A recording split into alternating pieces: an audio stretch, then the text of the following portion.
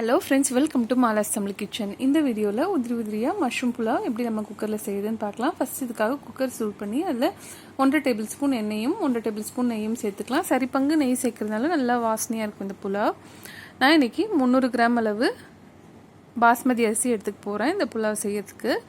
இந்த நெய் நல்லா உருகினப்புறம் இதில் கரம் மசாலா பொருட்கள் ஒன்று ஒன்றா சேர்த்துக்கலாம். ஃபஸ்ட் இதில் ஒரு பிரிஞ்சி இலை, 3 கிராம்பு, 3 சின்ன ஏலக்காய், பெரிய ஏலக்காய் இருந்தால் 2 சேர்த்தா போதும். 2 சின்ன துண்டு கல்பாசி, ஒரே ஒரு ஜாதி பத்திரியோட இதழ், 2 சின்ன பீஸ் பட்டை இதெல்லாம் சேர்த்துக்கலாம். அடுத்து 2 பச்சை மிளகாய் நீலவாக்கில் நறுக்கி வச்சுருக்கேன், அதை சேர்த்துக்கலாம். அடுத்து ஒரு பெரிய வெங்காயம், இதையும் நீலவாக்கில் நறுக்கி இதழ்களாக பிரித்து வச்சுருக்கேன், அதை சேர்த்துட்டு நல்லா வதக்கிக்கலாம். இந்த வெங்காயம் பாதி அளவு வதங்கினப்புறம் இதில் 3 டேபிள் ஸ்பூன் அளவு இஞ்சி பூண்டு விழுது சேர்த்துக்கலாம். ஃப்ரெஷ்ஷாக அரைச்ச இஞ்சி பூண்டு சேர்த்தா புலாவோ பிரியாணியோ இது செஞ்சாலே ரொம்ப வாசனையாக இருக்கும், டேஸ்ட்டாகவும் இருக்கும். இப்போ இந்த இஞ்சி பூண்டு விழுது சேர்த்தப்புறம் இதில் 1/2 டேபிள் ஸ்பூன் அளவு கல்லுப்பு சேர்த்துக்கிறேன். அது வீடியோவில் கேப்சர் ஆகலை, நீங்கள் சேர்த்துக்கோங்க கரெக்டாக. அதுக்கப்புறம் 1 டீஸ்பூன் அளவு தனி மிளகாய் தூளும் 1 டீஸ்பூன் அளவு காஷ்மீர் மிளகாய் தூளும் சேர்த்துக்கிறேன். காஷ்மீர் மிளகாய் தூள் இல்லாதவங்க தனி மிளகாய் தூளே 2 டீஸ்பூன் அளவு சேர்த்துக்கோங்க. மிளகாய் தூள் சேர்த்தப்புறம் ஒரு 30 செகண்ட்ஸ் இதை வதங்கினப்புறம் 2 பெரிய தக்காளி அதை ஸ்லைசஸாக நறுக்கி சேர்த்துக்கிறேன். நான் இந்த புலாவுக்கு எலுமிச்சை பழமோ இல்லை தயிரோ எதுவுமே சேர்க்க போகிறதில்ல, அதனால் இந்த புளிப்பு இது கரெக்டாக இருக்கும். நெக்ஸ்ட் இப்போ ஒரு பேக்கெட் மஷ்ரூமை கொஞ்சம் பெரிய பெரிய பீஸாக கட் பண்ணி சேர்த்துக்கலாம். இப்போ இந்த மஷ்ரூம் 2 நிமிஷம் வதங்கட்டும். இந்த கப்பால் 1.5 கப் அளவு பாஸ்மதி அரிசி எடுத்து அரை மணி நேரத்துக்கு முன்னாடி ஊற வச்சுருக்கேன்.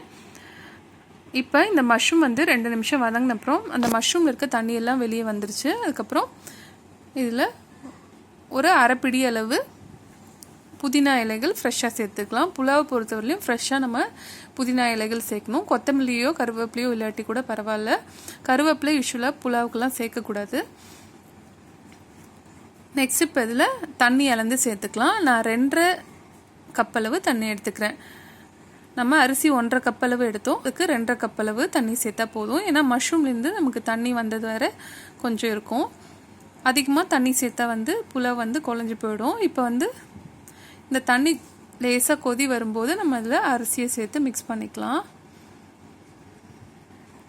இந்த டைமில் நம்ம உப்பு செக் பண்ணணுன்னா செக் பண்ணிக்கலாம். இந்த தண்ணி எடுத்து கொஞ்சமாக டேஸ்ட் பண்ணி பார்த்தீங்கன்னா உப்பு கொஞ்சம் கூடுதலாக இருக்கணும். நம்ம சாப்பிட்ற சாதத்தோட கொஞ்சம் உப்பு கூடுதலாக இருக்கணும். அப்போ சாதம் வெந்து வரும்போது உப்பு கரெக்டாக இருக்கும். நான் இன்னும் கொஞ்சம் உப்பு சேர்க்குறேன். இந்த டைமில் நம்ம தூள் உப்பு சேர்த்துக்கலாம், கல் உப்பு சேர்க்க தேவையில்ல. எல்லாத்தையும் மிக்ஸ் பண்ணிவிட்டு குக்கரை மூடிட்டு ப்ரெஷர் வந்ததும் வெயிட்டை போட்டு விசில் விட்டுக்கலாம். ஒரு விசில் ஹை ஃப்ளேமில் வச்சு விட்டுக்கணும். அதுக்கப்புறம் சிம் பண்ணிவிட்டு இன்னொரு விசில் விட்டுக்கலாம். 2வது விசில் வந்ததும் ஆஃப் பண்ணிவிட்டு ஒரு 5 நிமிஷம் கழித்து நம்ம ப்ரெஷர் ரிலீஸ் பண்ணப்புறம் ஓப்பன் பண்ணி பார்க்கலாம் புலாவ் எப்படி வந்திருக்குன்னு. நல்லா உதிரியாக வந்திருக்கும் இந்த புலாவ்.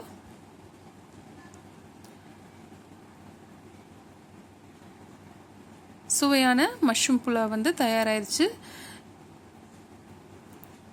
ஒரு 1/2 அன் ஹவரில் நம்ம புலாவை தாளித்து ரெடி பண்ணிடலாம். ரொம்ப ஈஸியாக இருக்கும்.